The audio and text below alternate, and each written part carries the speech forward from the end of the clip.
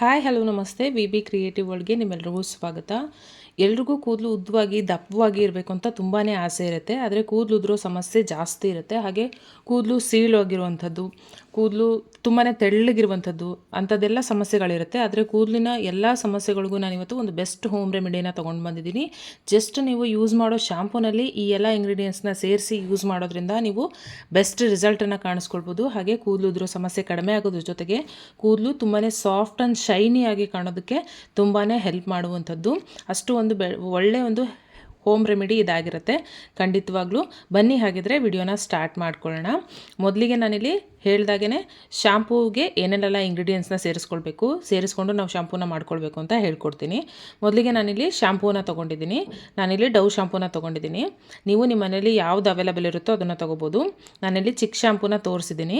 ನಿಮಗೆ ಯಾವುದು ಅವೈಲೇಬಲ್ ಇರುತ್ತೋ ಅದನ್ನು ಯೂಸ್ ಮಾಡ್ಕೊಳ್ಬೇಕು. ಅದನ್ನೇ ಯೂಸ್ ಮಾಡಬೇಕಂತೇನಿಲ್ಲ.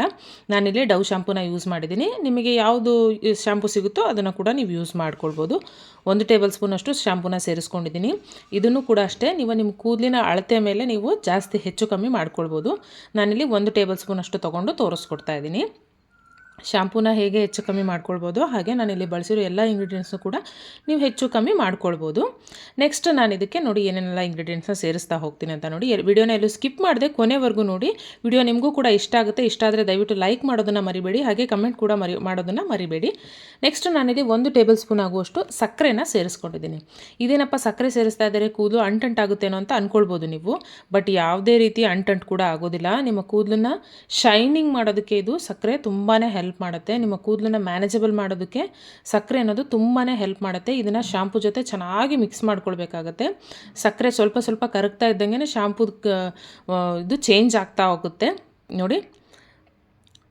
ತುಂಬಾ ಚೆನ್ನಾಗಿ ಕಾಣಿಸ್ತಾ ಇದೆ. ಇದು ಶಾಂಪೂ ಜೊತೆ ಚೆನ್ನಾಗಿ ಮಿಕ್ಸ್ ಆಗುತ್ತೆ. ಇದು ನೆಕ್ಸ್ಟ್ ನಾವು ಇದನ್ನು ಹಾಕ್ಕೊಂಡ್ಮೇಲೆ ನೆಕ್ಸ್ಟು ನಾನು ಪ್ಯಾರಾಚೂಟ್ ಕೊಕೊನಟ್ ಆಯಿಲನ್ನು ಯೂಸ್ ಮಾಡ್ತಾ ಇದ್ದೀನಿ. ನೀವು ಹೇರ್ಗೆ ಆಯಿಲನ್ನು ಹಾಕಿಲ್ಲ, ನೀವು ಡ್ರೈ ಹೇರಲ್ಲೇ ನೀವು ಹೆಡ್ ಬಾತ್ ಮಾಡ್ತಿದ್ದೀರಾ ಅಂದರೆ ಕೊಕೊನಟ್ ಆಯಿಲನ್ನು ಸೇರಿಸ್ಕೊಳ್ಳಿ. ಇಲ್ಲಾಂದರೆ ನೀವು ಆಯಿಲ್ನ ಸ್ಕಿಪ್ ಕೂಡ ಮಾಡ್ಕೊಳ್ಬೋದು. ನಾನಿಲ್ಲಿ ಒಂದು 4-5 ಡ್ರಾಪ್ಸ್ ಅಷ್ಟು ಸೇರಿಸ್ಕೊಳ್ತಾ ಇದ್ದೀನಿ. ಆಲ್ಮೋಸ್ಟ್ ಒಂದು 1/2 ಟೇಬಲ್ ಸ್ಪೂನ್ ಅಷ್ಟು ಸೇರಿಸ್ಕೊಳ್ತಾ ಇದ್ದೀನಿ. ನಾನು ಮೊದಲೇ ಹೇಳಿದಾಗೆ ನೀವು ಹೆಚ್ಚು ಕಮ್ಮಿ ಕೂಡ ಮಾಡ್ಕೊಳ್ಬೋದು. ಇದು ಕೂಡ ನಮ್ಮ ಕೂದಲಿಗೆ ಕಂಡೀಷ್ನರ್ ಥರ ಕೆಲಸ ಮಾಡುತ್ತೆ ಅಂತಲೇ ಹೇಳ್ಬೋದು. ಹೆಡ್ ಬಾತ್ ಮಾಡುವಾಗ ನಾವು ಶಾಂಪೂಗೆ ಇವನ್ನೆಲ್ಲ ಮಿಕ್ಸ್ ಮಾಡಿಕೊಂಡು ನಾವು ಶಾಂಪೂ ಮಾಡೋದ್ರಿಂದ ಕೂದಲು ತೊಳೆಯೋದ್ರಿಂದ ತುಂಬಾ ಸಿಲ್ಕಿ ಶೈನಿಯಾಗಿ ಕಾಣುತ್ತೆ. ಬೆಸ್ಟ್ ರಿಸಲ್ಟ್ ಸಿಗುತ್ತೆ. ನೀವು ಖಂಡಿತವಾಗ್ಲೂ ಮನೇಲಿ ಒಂದ್ಸರಿ ಟ್ರೈ ಮಾಡಿ ನೀವೇ ಕಮೆಂಟ್ ಮಾಡ್ತೀರಾ ರಿಸಲ್ಟ್ ಹೇಗೆ ಬಂತು ಅಂತ. ನೆಕ್ಸ್ಟ್ ನಾನಿಲ್ಲಿ ಅಕ್ಕಿನ ತೊಗೊಂಡಿದ್ದೀನಿ. ಇದನ್ನು ಹೇಗಪ್ಪ ಇದರಲ್ಲಿ ಮಿಕ್ಸ್ ಮಾಡೋದು ಅಂತ ನೀವು ಅಂದ್ಕೊಳ್ತಾ ಇರ್ಬೋದು. ಏನಿಲ್ಲ, ತುಂಬಾ ಈಸಿ, ತುಂಬಾ ಸಿಂಪಲ್ ಆಗಿದೆ. ನಾವು ಮನೇಲಿ ಬಳಸುವಂಥ ಯಾವುದೇ ರೀತಿಯಾದ ಅಕ್ಕಿ ಆಗಿರ್ಬೋದು, ರೇಷನ್ ಅಕ್ಕಿ ಆಗಿರ್ಬೋದು ಅಥವಾ ಬಾಸುಮತಿ ರೈಸ್ ಈ ಥರದ್ದು ಯಾವುದೇ ಆಗಿರ್ಬೋದು, ನೀವು ಯಾವುದನ್ನಾದರೂ ಯೂಸ್ ಮಾಡ್ಕೊಳ್ಬೋದು. ನಾನಿಲ್ಲಿ 1 ಟೇಬಲ್ ಸ್ಪೂನ್ ಆಗುವಷ್ಟು ಅಕ್ಕಿನ ತೊಗೊಂಡು ಅದನ್ನು ನೆನೆಸಿಟ್ಕೊಂಡಿದ್ದೀನಿ. ಒಂದು 2-3 ಅವರ್ಸ್ ನೆಂದರೆ ಸಾಕಾಗುತ್ತೆ. ಅಕ್ಕಿನ ಒಂದ್ಸರಿ ಚೆನ್ನಾಗಿ ವಾಶ್ ಮಾಡಿಕೊಂಡು ನೆನೆಸಿಟ್ಕೊಳ್ಬೇಕು.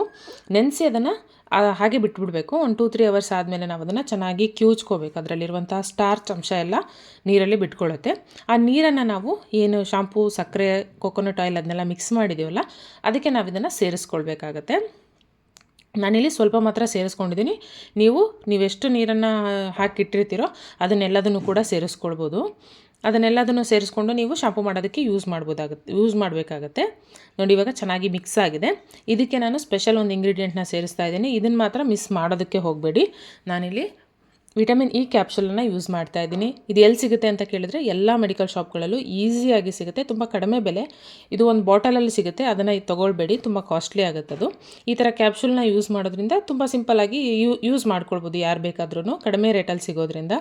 ಇದನ್ನು ನಾನಿಲ್ಲಿ 1 ಕ್ಯಾಪ್ಸೂಲ್ ಅಷ್ಟು ಕಟ್ ಮಾಡಿಕೊಂಡು ಈ ಆಯಿಲ್ನ ಹಾಕ್ತಾ ಇದ್ದೀನಿ. ಇದು ಕೂಡ ಅಷ್ಟೇ ನಮ್ಮ ಕೂದಲಿಗೆ ಕಂಡೀಷ್ನರ್ ಥರ ಕೆಲಸ ಮಾಡುತ್ತೆ. ನಮ್ಮ ಕೂದಲಲ್ಲಿ ಏನೇ ಸಮಸ್ಯೆಗಳಿದ್ರೂ ಅದಕ್ಕೆಲ್ಲದಕ್ಕೂ ಇದು ಬೆಸ್ಟ್ ರಿಸಲ್ಟನ್ನು ನೀಡುತ್ತೆ ಅಂತಲೇ ಹೇಳ್ಬೋದು. ಹಾಗಾಗಿ ವಿಟಮಿನ್ ಇ ಕ್ಯಾಪ್ಸೂಲನ್ನು ಖಂಡಿತವಾಗ್ಲೂ ನೀವು ಸ್ಕಿಪ್ ಮಾಡ್ಕೊಳ್ಬೇಡಿ. ಇದೆಲ್ಲದನ್ನು ಸೇರಿಸ್ಬಿಟ್ಟು ಚೆನ್ನಾಗಿ ಮಿಕ್ಸ್ ಮಾಡಿಕೊಂಡು ನಾವು ನಮ್ಮ ಹೆಡ್ ಬಾತ್ ಮಾಡುವಾಗ ಯೂಸ್ ಮಾಡಬೇಕಾಗತ್ತೆ. ಯಾವ ರೀತಿಯಾಗಿ ಯೂಸ್ ಮಾಡಬೇಕು ಅಂದರೆ, ನಮ್ಮ ಕೂದಲನ್ನು ಫಸ್ಟು ಹಸಿ ಮಾಡ್ಕೊಳ್ಬೇಕು. ಒಂದು 2-3 ಚೊಂಬಷ್ಟು ನೀರನ್ನು ಹಾಕ್ಕೊಂಡು ನಮ್ಮ ಕೂದಲನ್ನು ಹಸಿ ಮಾಡಿಕೊಂಡು ಈ ಶಾಂಪೂನ ನಾವು ನಮ್ಮ ಸ್ಕ್ಯಾಲ್ಪ್ಗೆಲ್ಲ ಅಪ್ಲೈ ಮಾಡಿಕೊಂಡು ಒಂದು 5 ನಿಮಿಷದವರೆಗೂ ಚೆನ್ನಾಗಿ ಮಸಾಜ್ ಮಾಡ್ಕೊಳ್ಬೇಕು. ಮಸಾಜ್ ಮಾಡಿಕೊಂಡು ಒಂದು 5 ನಿಮಿಷ ಹಾಗೆ ಬಿಟ್ಟು ನೆಕ್ಸ್ಟ್ ನಾವದನ್ನು ನೀರು ಹಾಕಿ ವಾಶ್ ಮಾಡ್ಕೊಳ್ಬೋದು. ಈ ರೀತಿಯಾಗಿ ನೀವು ಪ್ರತಿ ಸಾರಿ ಹೆಡ್ ಬಾತ್ ಮಾಡುವಾಗ ಯೂಸ್ ಮಾಡೋದ್ರಿಂದ ನಿಮ್ಮ ಕೂದಲು ಸಿಲ್ಕಿ ಶೈನಿಯಾಗಿ ಕಾಣೋದ್ರ ಜೊತೆಗೆ ತುಂಬಾ ಉದ್ದವಾಗಿ ಬೆಳೆಯೋದಕ್ಕೂ ಶುರುವಾಗುತ್ತೆ, ಹಾಗೆ ಉದುರೋ ಸಮಸ್ಯೆ ಕೂಡ ಕಂಪ್ಲೀಟಾಗಿ ಕಡಿಮೆ ಆಗುತ್ತೆ ಅಂತಲೇ ಹೇಳ್ಬೋದು. ಈ ವಿಡಿಯೋ ಯಾರಿಗೆಲ್ಲ ಇಷ್ಟ ಆಗಿದೆ ದಯವಿಟ್ಟು ಲೈಕ್ ಮಾಡಿ, ಹಾಗೆ ಫ್ಯಾಮಿಲಿ ಫ್ರೆಂಡ್ಸ್ ಜೊತೆ ಶೇರ್ ಮಾಡೋದನ್ನು ಮರಿಬೇಡಿ. Thanks for watching.